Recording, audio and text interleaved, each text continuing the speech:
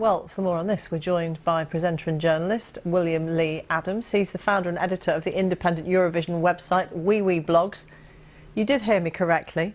William, thank you very much for joining us. What do you make of this news then? You must be excited as somebody who's such an aficionado of Eurovision. Oh, it's fantastic news. I think the UK has struggled at Eurovision in recent years, and to have this full circle moment where the UK comes second and is now going to host the whole thing, it's just beautiful. I think it restores a lot of people's faith in the song contest here in the UK.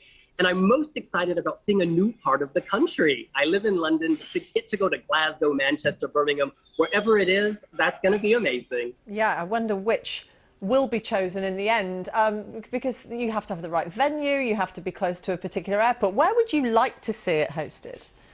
I would love to go to Glasgow, to be in Scotland, celebrating a different part of the United Kingdom. I think London, I live in London. London gets lots of big events. Let's take this somewhere different. Let's show the world what else the UK has to offer. They've got a fantastic venue in the Hydro. It's actually one of the busiest venues in the world. And this is an issue for the UK. We have so many great venues. You're spoiled for choice. So I don't envy them having to decide. What role should there be, do you think, for Ukraine, given that they won, they wanted to host it, but it was just deemed not practicable, not safe?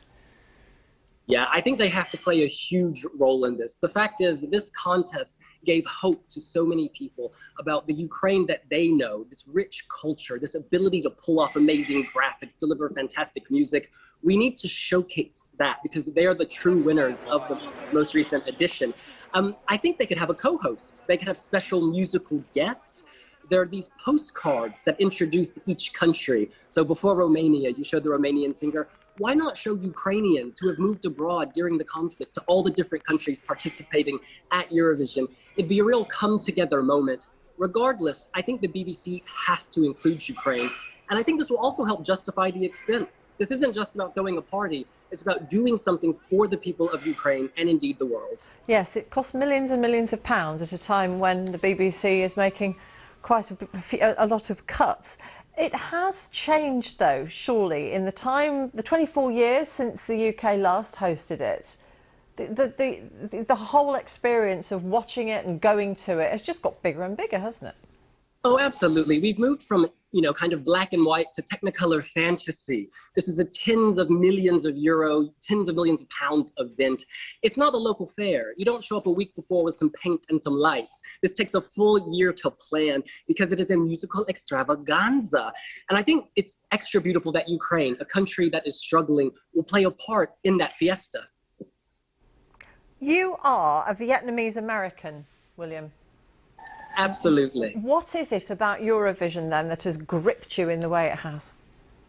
I think when you're from two countries or you're mixed race, you're really attracted to boundaries and how boundaries can blur, opposites. And at Eurovision, you've got a lot of borders that really do bleed. We have different ways of expressing culture, and we may call another culture's, presentation kitsch, but that's just how they present their music and, their way of delivering art. And that's what I love, this mishmash where everything's accepted, where, you can be from wherever, you can love whoever, and you can still be on that stage. On that stage, you may be famous before, you may be unknown, but everyone starts from zero. You are level, and that is what I love. William Lee Adams, thank you very much. Thanks. You're watching BBC News. Our headlines this afternoon.